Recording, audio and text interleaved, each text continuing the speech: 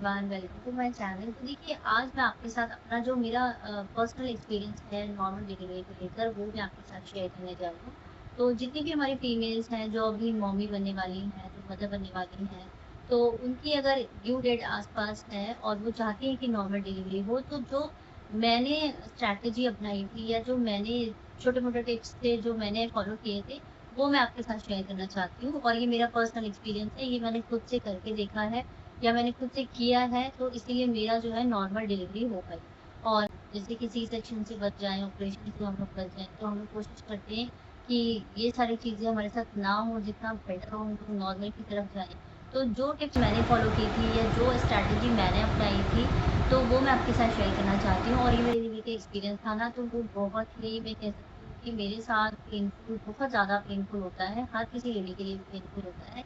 लेकिन मैंने कभी नॉर्मल डिलीवरी के बारे में सोचा नहीं था, मैंने सी सेक्शन के ही बारे में सोचा था, क्योंकि वो सारी चीज़ें देखने के बाद जो मेरे अंदर एक डर बैठ गया था, तो उस डर से मैं निकल ही नहीं पाई और मैंने लास्ट में जो है डिसाइड कर लिया था कि मुझे जो है सी सेक्शन ही कराना है। अब नॉर्मल डिलीवरी का एक्सपीरियंस ऐसा था जैसे कि मेरा फर्स्ट टाइम था, मेरा फर्स्ट बेबी है शादी के बाद।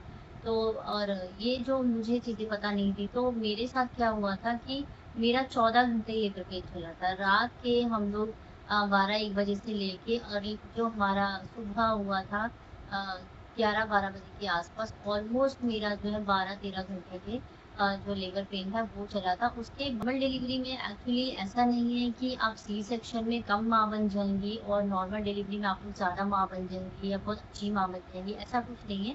सी सेक्शन भी उतना ही हमारे लिए इम्पोर्टेंट भी है और उतना ही वैल्यूएबल है जितना कि नॉर्मल डिलीवरी। अब हो जाते हैं या कॉम्प्लिकेशंस हो जाते हैं या किसी भी रीज़न से फीमेल जो है नहीं कराना चाहती नॉर्मल डिलीवरी और वो सी सेक्शन की तरफ जाती हैं, तो उनको हम जज नहीं कर सकते क्योंकि वो उनकी अपनी पर्सनल चॉइस है। और जो लेडी उस चीज़ से गुज़र रही है ना, उसी को पता होता है कि वो पेन क्या होता है। में पेन होता है, दोनों में ही एक फीमेल जो है इतनी चीज़ों से गुज़रती है। क्या था मेरे साथ क्या हुआ था, हम लोग जो है मेरी ड्यू डेट जो पास जब मेरी ड्यू डेट पास आने लगी, 3-4 दिन बचे थे, तो मुझे क्या हुआ था, मुझे धीरे-धीरे थोड़ा-थोड़ा सा पेन स्टार्ट हो गया था और मुझे नीचे की साइड पे जैसे लोअर एब्डोमेन है, तो जो हमारा बेली बटन होता है उससे नीचे थोड़ा-सा मुझे बहुत पेन होता था, थोड़ा-थोड़ा, थोड़ा-थोड़ा, रुक-रुक के, थोड़े-थोड़े टाइम पर। और एक दिन क्या हुआ, मैं ऐसे ही बैठी थी, 3-4 दिन बचे हुए थे मेरी ड्यू डेट में और मुझे सडनली फ़ील हुआ कि मेरा जो बेबी है ना, वो मूव नहीं कर रहा। वो सुबह थोड़ी-सी घबराहट होनी स्टार्ट हो गई। देन मैंने क्या किया, मैं फिर अपने हस्बैंड को कॉल किया। मैं उस टाइम पर अपनी मम्मी के साथ थी, मैं अपने मायके में रह रही थी, तो मेरे हस्बैंड आए और हम लोग हॉस्पिटल गए। हॉस्पिटल गए ना, तो हॉस्पिटल में डॉक्टर ने चेक किया, डॉक्टर ने बेबी की हार्ट बीट चेक की, नॉर्मल थी, सब कुछ नॉर्मल था। उन्होंने हमें 15-20 मिनट में घर भेज दिया कि ठीक है, नॉर्मल है। और उन्होंने एक्चुअली मेरा ना नीचे से चेक किया था इंटरनली कि जो मेरा सर्विक्स है वो ओपन हुआ है कि नहीं। और इस आई ना 10-15 मिनट बाद जब डॉक्टर ने कहा ठीक है, अभी सर्विस ओपन नहीं हुआ है, जब सर्विस ओपन होगा तब आप लोग जो है बस आइएगा यहाँ पर। तो जब लोग रात के 10 बजे गए थे हॉस्पिटल, तो हम लोग वापस आए। फिर मैंने घर पे थोड़ा रेस्ट किया, खाना-वाना खाया, फिर मेरे हस्बैंड जो है दोबारा चले गए।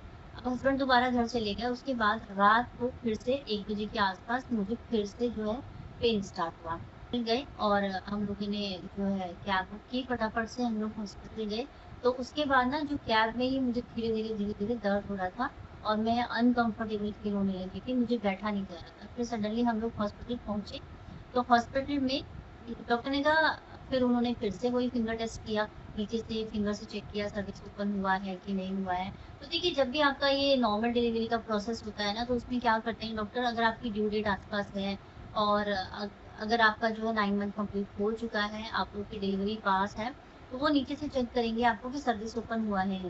1 फिंगर है, 2 फिंगर है, 2 फिंगर डाल के चेक करते हैं। तो मेरा 1 फिंगर ही हुआ था उस टाइम और मुझे पेन बहुत हो रहा था। 1 फिंगर में सोचो आपकी, मुझे इतना पेन हो रहा था जैसे कि बस मेरी डिलीवरी होने वाली। पता नहीं मुझे इतना क्यों पेन हो रहा था, या तो मेरा माइंडसेट ही नहीं बनाया था कि मुझे नॉर्मल डिलीवरी चाहिए। तो मुझे पता नहीं था, मेरा साथ सडनली ऐसी चीज़ें हो रही हैं। अगर मैंने अपने आप को प्रिपेयर किया होता कि हाँ, मुझे नॉर्मल चाहिए और ये नॉर्मल एक प्रोसेस है, इसमें पेन होगा ही होगा, पर मुझे तो सी सेक्शन चाहिए था। आप ब्रीथ कीजिए, थोड़ा-सा आराम रिलैक्स कीजिए, जब वो धीरे-धीरे ओपन होगा ना, तो हम नॉर्मली हो जाएगा, वो मुझे समझाने लगे। डॉक्टर ने बहुत मुझे थोड़ा-सा सपोर्ट किया, वहाँ की नर्सेज़ वगैरह ने भी सपोर्ट किया। तो उसके बाद जो है अब मैं एडमिट हो गई। डॉक्टर ने कहा मेरे हस्बैंड से आप लोग फॉर्म वगैरह भर दीजिए, इनको एडमिट करना है।